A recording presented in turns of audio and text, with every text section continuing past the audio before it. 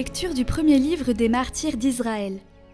En ces jours-là, de la descendance des successeurs d'Alexandre le Grand, surgit un homme de péché, Antiochos Épiphane, fils du roi Antiochos le Grand. Il avait séjourné à Rome comme otage, et il devint roi en l'année 137 de l'Empire grec. À cette époque, surgirent en Israël des hommes infidèles à la loi, et ils séduisirent beaucoup de gens, car ils disaient « Allons, faisons alliance avec les nations qui nous entourent. » En effet, depuis que nous avons rompu avec elles, il nous est arrivé beaucoup de malheurs. Ce langage parut judicieux, et quelques-uns dans le peuple s'empressèrent d'aller trouver le roi. Celui-ci leur permit d'adopter les usages des nations. Ils construisirent un gymnase à Jérusalem, selon les coutumes des nations. Ils effacèrent les traces de leur circoncision, renièrent l'alliance sainte, s'associèrent aux gens des nations, et se vendirent pour faire le mal. Le roi Antiochos prescrivit à tous les habitants de son royaume de ne faire désormais qu'un seul peuple, et d'abandonner leurs coutumes particulières. Toutes les nations païennes se conformèrent à cet ordre.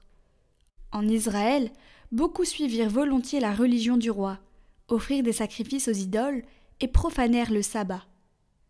Le 15e jour du 9e mois, en l'année 145, Antiochos éleva sur l'autel des sacrifices l'abomination de la désolation. Et dans les villes de Juda, autour de Jérusalem, ses partisans élevèrent des autels païens. Ils brûlèrent de l'encens aux portes des maisons et sur les places. Tous les livres de la loi qu'ils découvraient, ils les jetaient au feu après les avoir lacérés. Si l'on découvrait chez quelqu'un un livre de l'Alliance, si quelqu'un se conformait à la loi, le décret du roi le faisait mettre à mort. Cependant, beaucoup en Israël résistèrent et eurent le courage de ne manger aucun aliment impur. Ils acceptèrent de mourir pour ne pas être souillés par ce qu'ils mangeaient et pour ne pas profaner l'alliance sainte. Et de fait, ils moururent. C'est ainsi que s'abattit sur Israël une grande colère.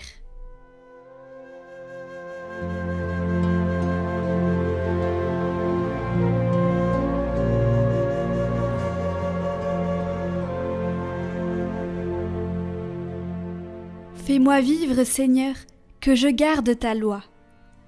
Face aux impies, la fureur me prend, car ils abandonnent ta loi. Les pièges de l'impie m'environnent, je n'oublie pas ta loi. Rachète-moi de l'oppression des hommes, que j'observe tes préceptes.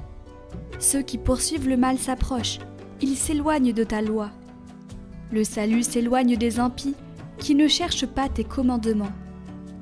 J'ai vu les renégats, ils me répugnent, car ils ignorent ta promesse.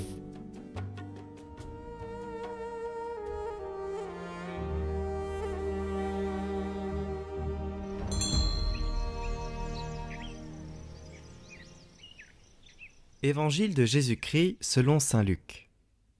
Alors que Jésus approchait de Jéricho, un aveugle mendiait, assis au bord de la route. Entendant la foule passer devant lui, il s'informa de ce qu'il y avait. On lui apprit que c'était Jésus le Nazaréen qui passait.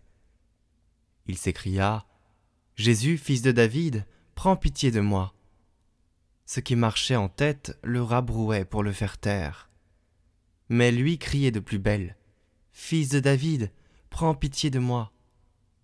Jésus s'arrêta et il ordonna qu'on le lui amène. Quand il se fut approché, Jésus lui demanda « Que veux-tu que je fasse pour toi ?» Il répondit « Seigneur, que je retrouve la vue. » Et Jésus lui dit « Retrouve la vue, ta foi t'a sauvé. » À l'instant même, il retrouva la vue. Et il suivait Jésus en rendant gloire à Dieu. Et tout le peuple, voyant cela, adressa une louange à Dieu.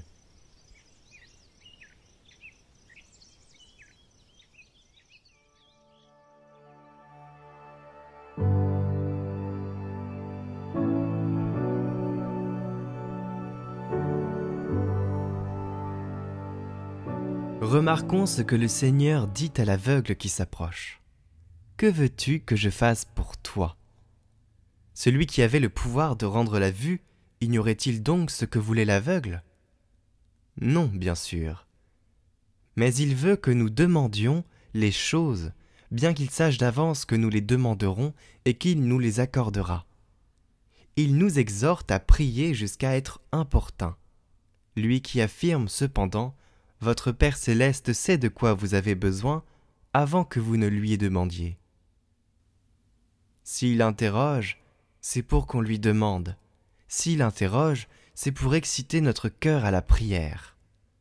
Ce que demande l'aveugle au Seigneur, ce n'est pas l'or, mais la lumière. Il ne se soucie pas de demander autre chose que la lumière. Imitons cet homme. Ne demandons au Seigneur ni des richesses trompeuses, ni des cadeaux terrestres, ni des honneurs passagers, mais la lumière. Non la lumière circonscrite par l'espace, limitée par le temps, interrompue par la nuit, et dont nous partageons la vue avec les animaux, mais demandons cette lumière que seuls les anges voient avec nous, qui ne débute par aucun commencement et n'est bornée par aucune fin. Or le chemin pour arriver à cette lumière, c'est la foi. C'est donc avec raison que le Seigneur répond aussitôt à l'aveugle à qui il va rendre la lumière. « Vois, ta foi t'a sauvé. »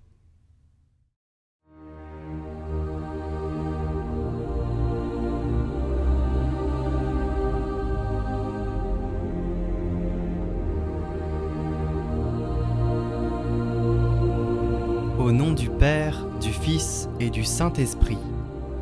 Amen.